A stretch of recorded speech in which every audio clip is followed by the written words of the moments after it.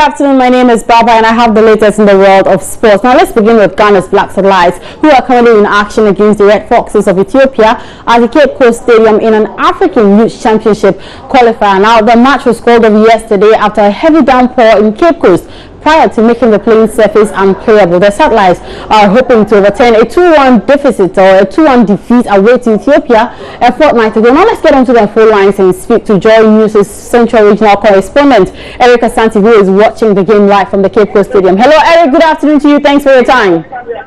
Hello, Baba. Good afternoon to you. Eric, what's been happening so far? How many minutes played and what's the story to tell? Well, we are getting to the last 2 minutes of play here at the new constructed Cape Coast Stadium. The Black Satellites of Ghana so far are leading by 2-0. The first goal came in the 7th minute through Yabua, and the second goal coming in through Kumasi Asante Kotoko, Dauda Mohammed. So the Black Satellites, they posted a 2-0 lead here at the newly constructed Cape Coast Stadium. Okay, now if you look at the play of the Black Satellites, we are not fortunate enough to see what's going on, but if you look at their body language, does it look like they're going to win this game?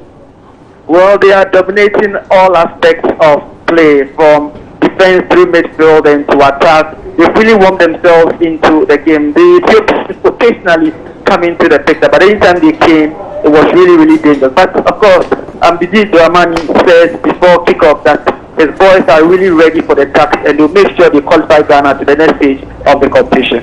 Thank you very much, Eric Asante, for that update from the Cape Coast Stadium, where the Black Satellites of Ghana are leading Ethiopia's Red Foxes by 2-0. And this is a qualifier to the 2017 African Youth Championship. Let's head into the courtroom now. And the Circuit Court in Accra has adjourned from the Black Stars defender John Paintsil's assault case to Tuesday, June 14, 2016. Now, this was necessitated by the prosecution's failure to produce the docket on the case in the courts today. John Paintsil has been charged with stealing, offensive conduct and assault of a police officer after he was reported to have slapped the East Legon District Police Commander DSP Emmanuel Basim Tale in the right eye during interrogation in a case of card theft reported against him by his wife Richlove Paintsil. And because the district commander has become a victim in this case, the regional commander ACP Timothy Bonga Yusa has directed that he steps aside for the crime officer in the case in the district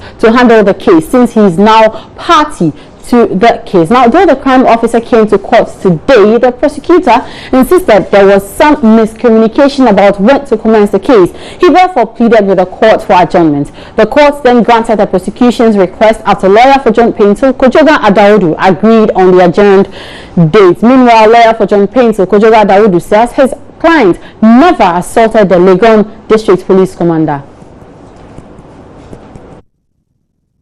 The investigator was saying that he had been trying to get to the prosecutor and he was not able to get to him. So there was a kind of miscommunication, and that's why we found ourselves. But now we have an understanding that we are coming, because you need to tell each party when is it being put before court, and we need to be aware also. You can't come to court without the other party knowing. That's why it happened. Is your client frustrated? My client, I may say it depends. Yes, he's happy that yes, finally this case may come to court for him to vindicate himself, that he's not a violent man as people think he is. Two, he's also been, because it brought him some few challenges, and he wants the whole world to know and prove his innocence in this whole scheme of things that is happening. But they also say that this might be something that could be resolved and not necessarily taken to court. Have you considered that option too? It's a criminal matter. Yeah. They are bringing us to court, and we are happy to be in court. Because if we have, I believe that few people had spoken, and it is the state against us. We cannot go and say we want to negotiate. Yes, the court rules allow that we could, but we are here. And we want to actually prove our innocence to the whole world. Let the whole world hear. So we will see what happens in court tomorrow. So your case is that he did not assault the police officer? It never happened.